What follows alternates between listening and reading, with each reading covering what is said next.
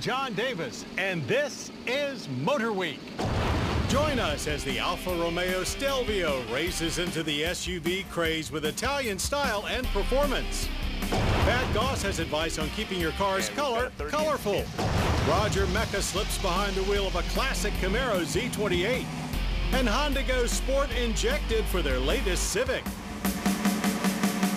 So come drive with us next.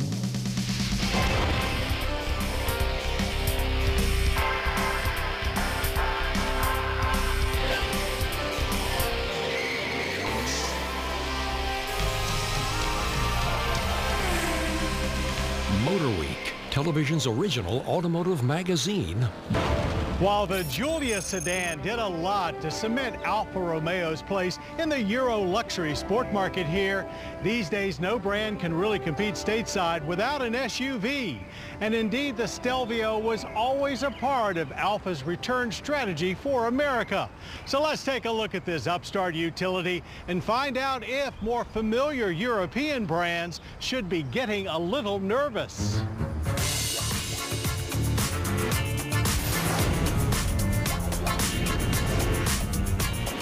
The 2018 Alfa Romeo Stelvio is indeed the right vehicle at the right time, as even with luxury sport brands, utility vehicles continue to take sales away from sedans. So it's not just a good idea for this re-emerging Italian brand, it's really a necessity. And while no one may have seen that coming 20 years ago, it almost makes sense at this point, as car makers have been able to infuse utilities with the same amount of performance, comfort, style, and even efficiency as their four-door siblings, while giving buyers more flexibility for carrying cargo. Behind the wheel of this Italian two-row ute, things are very quiet and luxurious. It's very stable, and like most of its competitors, drives more like a tall hatchback than a crossover-style utility. Seats are more than comfortable, but if you don't mind a sportier ride, upgrading to the TI Sport will get you some phenomenal sport seats. For now, all Stelvios come with a smooth-running 2-liter turbo i4 engine. It offers best-in-class standard horsepower at 280, accompanied by 306 pound-feet of torque. At full song, it sounds more like an exotic 6 or even 8. In opposite fashion from the Giulia sedan that the Stelvio is based on, we'll have to wait a little while longer for the high-performance quadrifolio version to arrive. Huge column-mounted paddle shifters are available to control the 8-speed automatic transmission with great precision. And if you ask for manual control, that's what you get.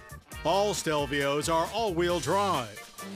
Now, it doesn't feel leaps and bounds more spirited than the competition, at least without having the opportunity to drive them back-to-back. But it sure does feel hellaciously fast and super capable. 0 to 60 is 5.4 seconds, and only a few ticks behind the Giulia 2.0. Like Giulia, there's a DNA drive mode selector. Leave it in dynamic for the best results, and you won't find the ride harsh at all. Steering is quick, it feels planted, and just right, with loads of grip for cornering. With Alfa's Q4 all-wheel drive system, the front wheels only are fed power when necessary. Otherwise, it operates as a rear-wheel drive Sportster. Now, Stelvio performs just fine in all other drive modes as well. It just kind of gives you the impression that's not where it wants to be. At 111 inches, wheelbase is exactly the same as the Giulia, but with a little more material outbound. Overall length comes in about 2 inches longer. For the most part, it shares the same aggressive face, but lines are a little more pronounced, especially down the sides. There are 9 different tire and wheel packages, ranging from standard 18s to 20s. Even the back end treatment is gorgeous. We almost wish Alfa would have just called it a Giulia wagon, even though we all know to most Americans that would kill it. Base Stelvios come fairly well equipped, but most buyers will either travel down the Lusso or Sport Road for upgrades that match their priorities. Wood and nicer leather for the luxury-minded, aluminum trim for the sport-minded.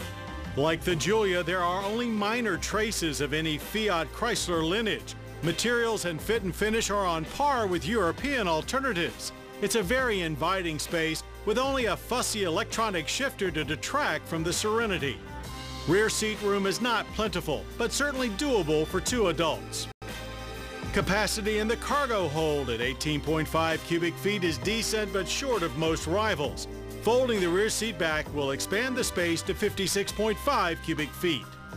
Also like the Giulia sedan, the Stelvio is technically mid-size but lies more in the middle ground between compact and middleweight SUVs.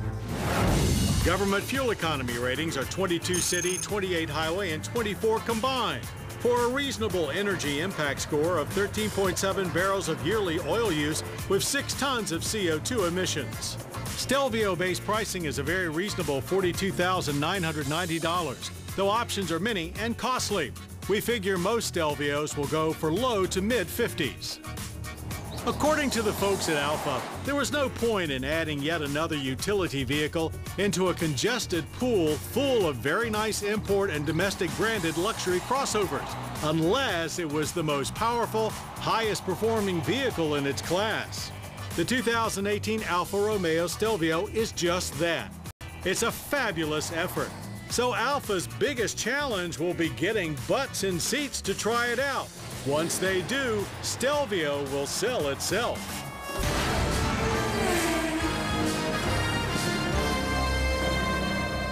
The Mustang-Camaro grudge match began on September 29, 1966, the day the Camaro went on sale as Chevrolet's answer to Ford's 2-year-old pony car sensation. And from the start, Camaro's performance standout was the virtually race-ready Z28 package. Well, our Roger Mecca is always looking for classic standouts, and when he had a chance to drive a first-gen Z28, he quickly buckled up for a joyride.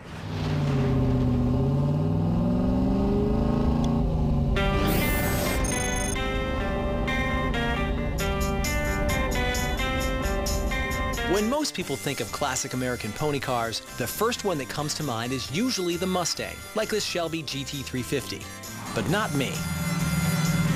I like the Mustang too, but for me, the quintessential classic American muscle car is the Camaro Z28, the one that put Ford on its heels for decades to come.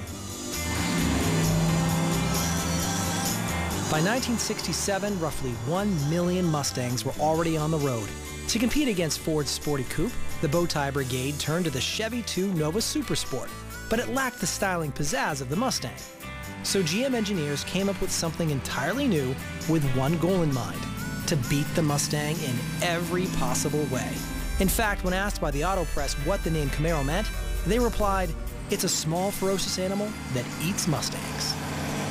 Chevy made a lot of different variants of the Camaro over the first few years, but this is the one that everybody lusts after, the 1969 Z28. This particular car is my absolute favorite GM car of all time. Chip Miller is the owner of Eurostar Auto Gallery outside of Baltimore, specializing in rare and exotic automobiles. But he's also a massive fan of the '69 Z28 and has been since he was a teenager. I think this car will stand the test of time because it has been so heralded over the years as being just a very versatile racer, a versatile street car with the look and the feel of American muscle. It's just got it all going on. The Z28's main rival was the Mustang Boss 302, but in terms of sales, there was no competition. The '69 Z28 outsold the Boss by a 12-to-1 margin.